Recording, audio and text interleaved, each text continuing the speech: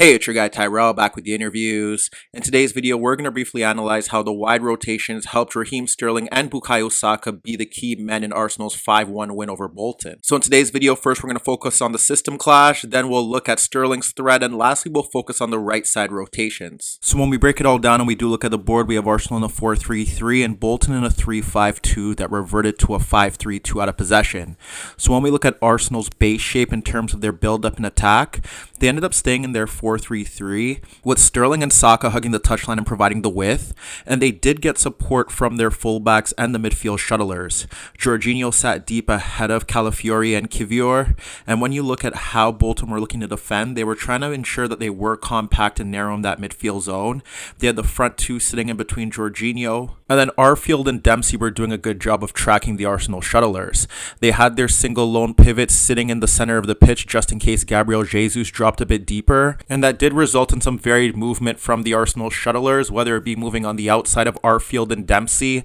or looking to push forward to join the attack and make it a 5-man front line. With Bolton so focused on ensuring that Arsenal couldn't play through the center of the pitch, it did give Arsenal a numerical advantage at the back and in their first phase of build-up, and it gave them somewhat of leverage out in the wider areas. In terms of their build-up, they often had a 5v2 advantage against the Bolton front two, and if the ball was shifted out towards Lewis Skelly or Nichols, they would pull out one of the shuttlers, and the only way that Bolton would be able to deal with this threat was if they had one of their center backs pushing forward to step to one of the Arsenal shuttlers. Still, even if the ball was pushed out towards Nichols and that forced Dempsey or Arfield to step forward, then you would often see Lewis Skelly free in that midfield zone as he was inverting, and Bolton didn't want to disrupt their shape as they had their sole pivot ensuring that Gabriel Jesus couldn't drop deeper, and they were ensuring that Declan Rice wasn't free in that midfield zone. This proved beneficial to Arsenal's main threat in that opening half, and that was Raheem Sterling looking to make runs in behind the Bolton wingback, who was often poorly positioned.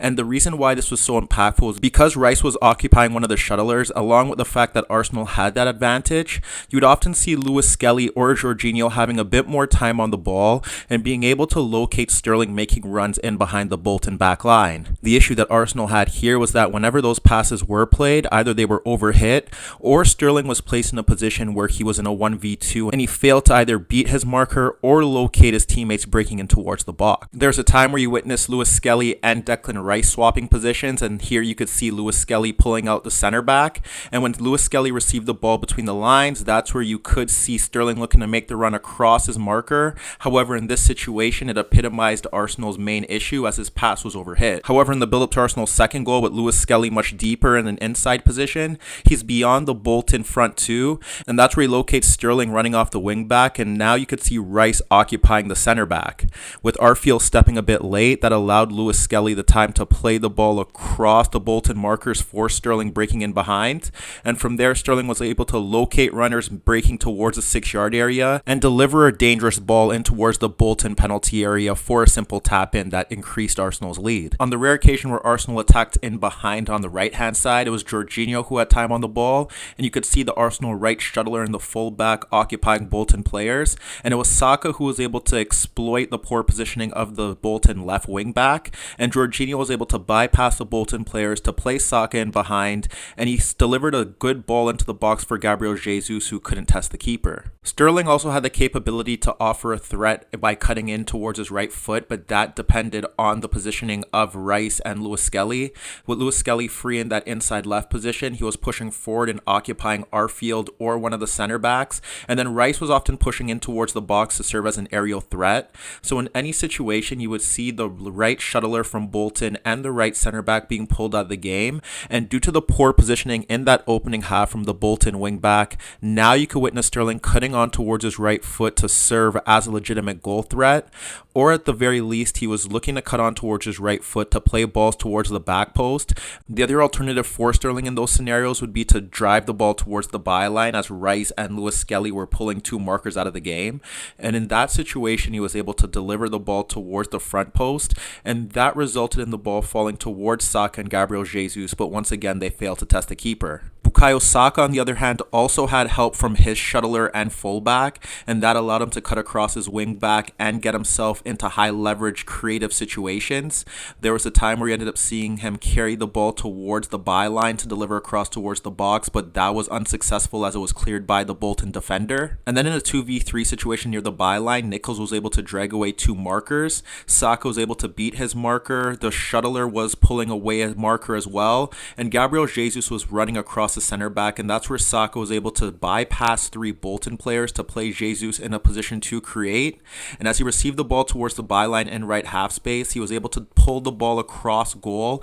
and while it did beat the goalkeeper, a Bolton last-ditch defensive effort was able to clear the danger. Ultimately, the difference between the rotations that Saka and Sterling were getting on either side was that when Sterling received the ball, Rice and Lewis Skelly were looking to push towards the box to drag away markers, whereas when you focus on the right-hand side, you ended up witnessing more underlapping runs from Nichols to drag away markers, whereas the right shuttler was occupying Dempsey. And in those situations, Saka was able to cut on towards his left foot or drag the ball towards the byline. Whereas in the second half, what you ended up witnessing was that you witnessed more overlapping runs from Nichols. And from there, Saka now had the opportunity to either play in his fullback that was making those runs or look to cut towards the byline to serve as a goal threat from a difficult angle. Whereas in the second half, when Sterling was getting into 1v1s, while the wingback wasn't positioned as bad as in the first half, he had more help from his center back and Arfield as Rice was making more narrow runs in towards the penalty area. So in those situations, Sterling was looking to drive towards the byline but was unable to beat his marker. And the Bolton wingback was much tighter in those zones, whereas when Rice was making runs between the center backs,